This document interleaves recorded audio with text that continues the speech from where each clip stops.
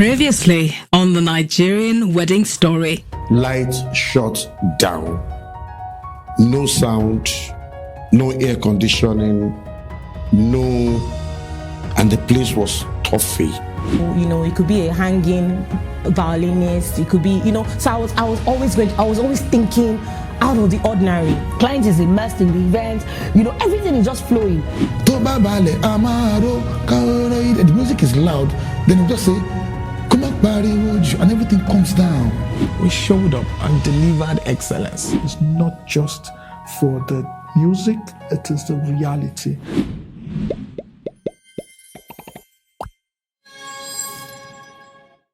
Behind every perfect wedding photo is a disaster that almost happened.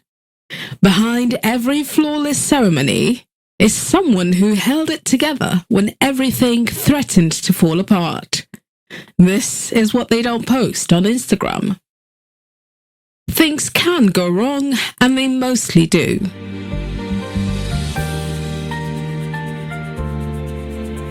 So we had an event, and in those days, Unilag Multipurpose Hall was like the biggest. Unilag Multipurpose Hall was like Muson or going to a hotel and everything.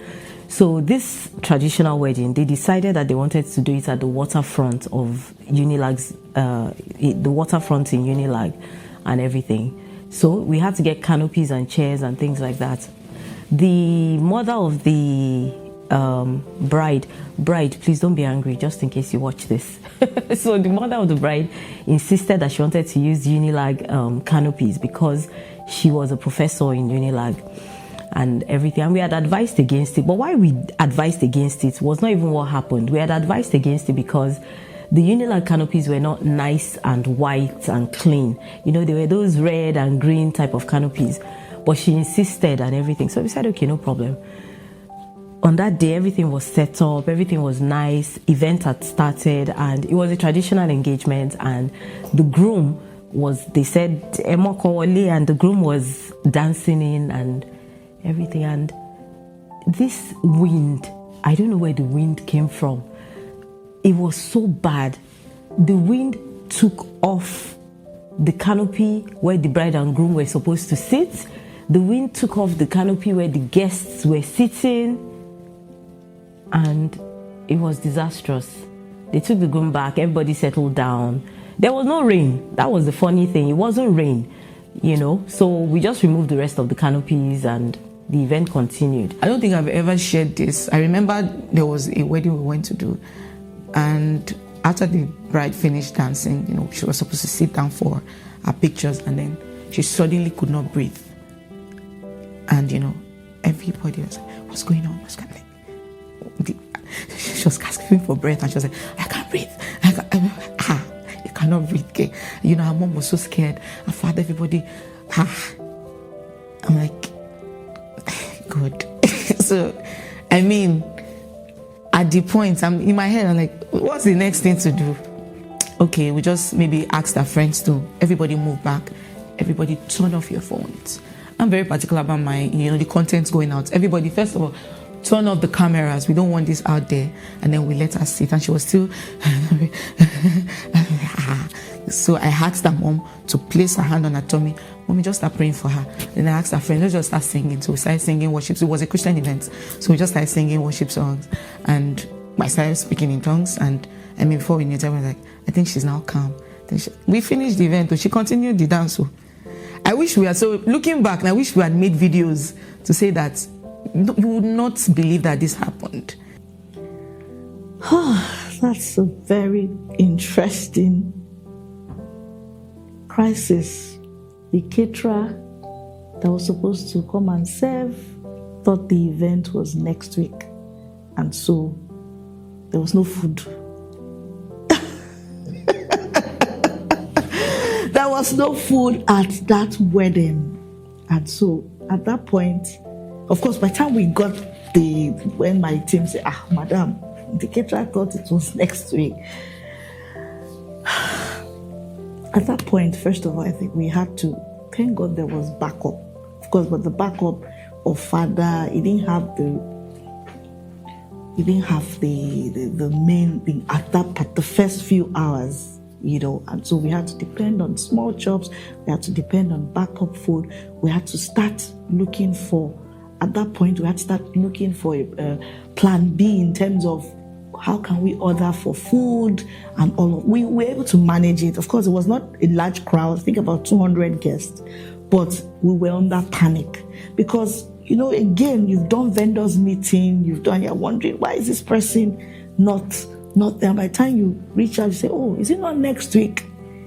And it's not something I want to remember.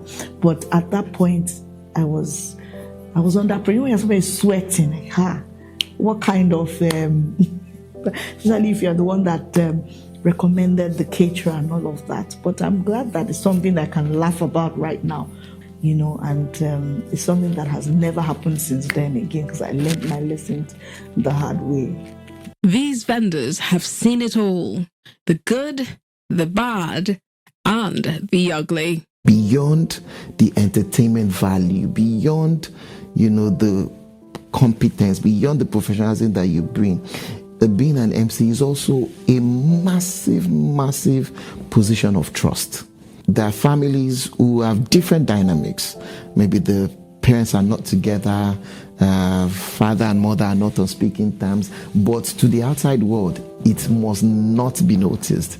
For the outside world not to notice it, the only person they can entrust with that secret is the MC. So they would call for meetings and say, MC, please come. My wife and I are not together. I have another wife. This and this and this is how we should do this. How do we manage it when the parents are not even they don't even see eye to eye? How do you, from your experience? So you learn a lot of people's secrets that you have to be responsible with. And that's why I can't even tell you some of the things because it's from a place of responsibility. I was coming back from UK and I got to Dubai, and my staff sent me messages. Oh, the partition of the hall has not been removed, and this was 4 a.m. Event was by 12. So you're just landing and you're just seeing that message. What do you do? As I was sitting down and thinking of what to do, let me not lie, I even teared up a bit, tiny bit. And the next thing I saw was the manager of that hall walking past me in Dubai. How? What are the odds that he would actually walk past me? He came from China, I came from UK, and we met there. The way I grabbed him, I grabbed him like, oh, come and solve my problem. And he was able to solve that. I really appreciate that he was able to solve that. We had an event outside Lagos, in Ibadan, to be precise. And we had another event in Lagos the next morning. So the truck had to leave Ibadan very early, at about 4. We got to the office, we transloaded, we loaded the drinks for the other event. The event was at Federal Palace, Balmoral. Right, we're already in Lagos now. We had gotten to Muson Center, and the 2 tires in front went off. Yes, and the truck could not move again. And we were trying. This is like 8 o'clock, and they started engagement about 9. So I had to decide that they iced some of the drinks and some of the water at the time. That's what we needed. They iced water in the truck, so it's cold at least before we get there. So we got a towing van, towed the truck from Muson Center to Balmoral. Of course, the client saw the process. Well, it's really not the client's business. You have to deliver the service because he's been paid for it. So, but that's one of the challenges out of many, actually, because we've had a lot of challenges in the business, but we keep pushing. Well, I remember a few years ago, this was a family event. And family events, there's always difference of opinions and contradictions and all whatnot. And I remember going to bed at night, anxious about the event because it was out of state, but also feeling very proud of myself that everything's at the venue. My staff had gotten to the venue, drinks done, setup done, at 10 o'clock at night, ready for the next day. And I went to bed thinking, good. But I woke up at 3 a.m. I just started crying. I realized I had forgotten all the alcohol. There was no alcohol whatsoever at that event. And I just started crying and crying, and I called my mom crying, and I was calling people at 4 o'clock in the morning. And, I just thought to myself, okay, how are we going to do this? Made a few calls, ordered everything, got to the airport, bought a ticket, and the airline says, I'm sorry, we don't carry bottles. And I'm having another meltdown at the airport. And then I was like, you know what, there are other airlines. So I checked with 2 others. One of them flies, and they allowed me to carry the drinks. Put everything on the airline, got into a car. And it's a fairly dangerous area. So I'm in the car carrying millions worth of drinks. And then I'm here. And that's when I start having personal anxiety about my safety. Because if anything happens to the drinks, which is more important?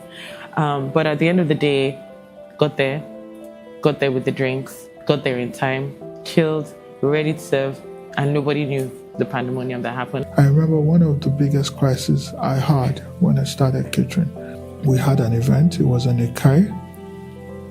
And they told us to get there 7 a.m., that they were going to eat early. And when we got there, they didn't even start the event until like 10. And when they started, the Nikai, everything dragged till like 4, 5. So we had cooked there, for us to get there 7. That means we had cooked 5. So, the food was just in the cooler. I was very new to the industry. I was just waiting for them to say, yeah, serve. I will start serving. So when they came, the aggression just came. Everybody was hungry. We are served. The moment we opened the cooler like this, the rice had turned to tuwo. It had spoiled. Everybody, people were holding plates like this. And I opened the lid and the rice was slimy. What would I do? Everybody, now. I just said, okay, they are frying dodo. Say, I get dodo. I said, no, standard. We need dodo, goes with your father. Just wait for us. So I just closed the cooler. I just went downstairs. So I just came out of the hall. I was walking on the road. That what do I do? I remember I called the office. And they said, okay, they'll start cooking another rice. And coincidentally, I just looked right. I just saw a woman pouring white rice from pot into a sieve. She sells rice just at one small junction. I'm like, rice, kilo and wakiri. So I just walked up to her that after her rice said, hey, Lilo. I said, we're buying this whole area. So I just explained to her that this. Am I worried? I just gave it to my boy that were working, that just go to the hall, be serving. I told the woman to put another rice on fire. And the people that were sitting wanted to buy food. But when they had their storage, they say, yeah. For instance, you see at event, you tell the client, the food they are ordering is not going to be enough. Right? And the client say, oh no, that's all I have money for. On the day of the event, you see the clients rushing and saying, please now, go and order more food. How do you want to handle that? So what in that kind of scenario, what do I do? The best thing I can do for you is go to one restaurant around, go and pack all the food that they have there, and then give you and tell you, okay, and it always works out, but it's not the best because you just put panic mode on for no good reason. At least let me go into panic mode for things that are worth it, right? Not the things that are like that you can actually solve before that time. I remember a wedding that I did at Musan Center, and I was going to go to the couple to ask them a question, like maybe, who do you guys want to do the toast? And the next thing I heard was, fuck you too. I'm like, at the reception, we have not even, I turned back. Like, I was just like, Jesus. They've watched brides cry for reasons unrelated to joy, navigated family fights that threatened to derail everything, and worked through impossible conditions with impossible deadlines. What makes these professionals remarkable isn't that nothing goes wrong. It's that when everything goes wrong, they don't fall apart. COVID was a market ground during that period. Though. Everybody was with their phone. Everybody learned content creation during COVID. Me, that I didn't have any business with content creation then, I learned it by force. You know, we're always having like different interactions. We had virtual gigs. I remember then I had one of my DJs come to my office, and then we'll have like a show where people would, you know, just to show that, you know, we had it. And then we had our hype man come and they'll be hyping, like we were part of the moments. And then we used to do like different virtual events. Me, I made sure I stayed very relevant during COVID. A lot of people sleep, sadly. When I say sleep, I mean they got lost in the process. And thank God it's over, because people were really worried about livelihood. Are we ever going to get out? Are we ever going to be able to feed? During the COVID, I was not working. Seriously, I was not working. But thank God I have a farm. That was actually the time I had time to visit the farm. I was doing gari, I was doing fufu, and I was taking it to people's house. I processed the fufu myself and I put it in a 5-liter bowl. Then I started selling it all over Lagos. The COVID was not nice. May God not let us see anything like that again. Wow, COVID. You know, with me for COVID,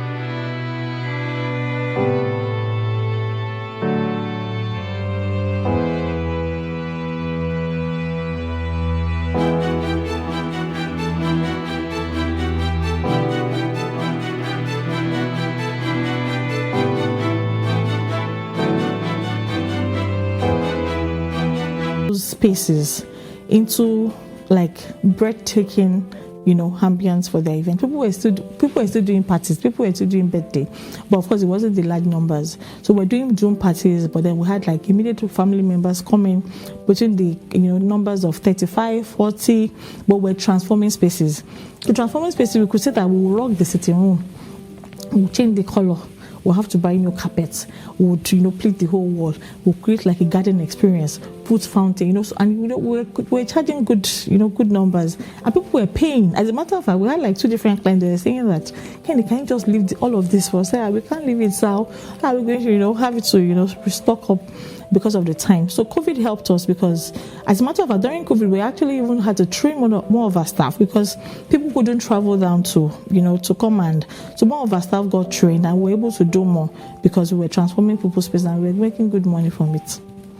I would say after COVID has been harder, and the reason why I would say that is because a lot of people a lot of things, trends came in, like the internet became an open space whereby we got to see so many things, and then everybody wanted those so many things. So the challenges became more.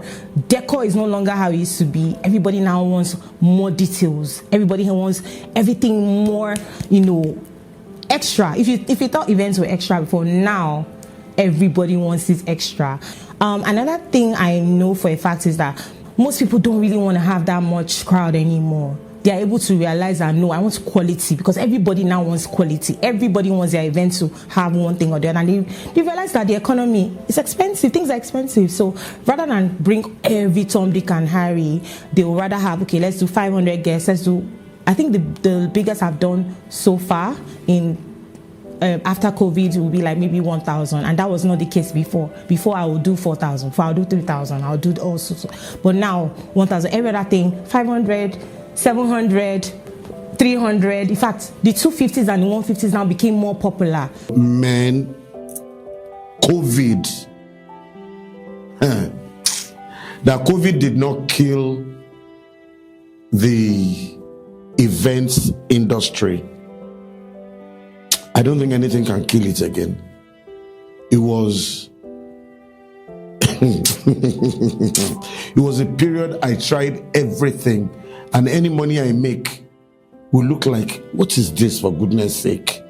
I sold eggs, I started bread business, I started a farm, and you do all that while when the profit comes, you go on top all this while, so COVID taught us a lot.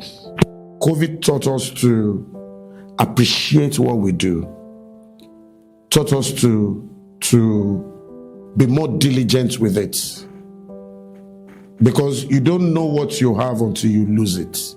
It was a mad period, but COVID also helped us, because before COVID, we're having weddings on Saturdays alone, but because of the backlog, when COVID left, we started doing weddings Wednesday, Thursday, Friday, Saturday, Sunday, and now people have gotten used to it. So COVID was a curse, but then it was also a huge blessing. The chaos will come. Things will go wrong. But if you remember why you started, if you hold on to what actually matters, you'll be fine. Maybe not perfect, but together. And that's enough. I would say the Gen Z guys are the fortunate ones. Weddings are timeless. Weddings are forever. Weddings are not going to stop anytime soon. It says that we are loving, we're family oriented, and we love our culture. So, how deeply we value community and status, basically. Like a Nigerian wedding is both a celebration and a statement. And I always worry that maybe we focus too much on the weddings and not on the marriage. As a bride, you come out in sober reflection. But today, that is faded, is gone. So I think we need to step back and reevaluate, why are we getting married? That is about the marriage and not just the wedding.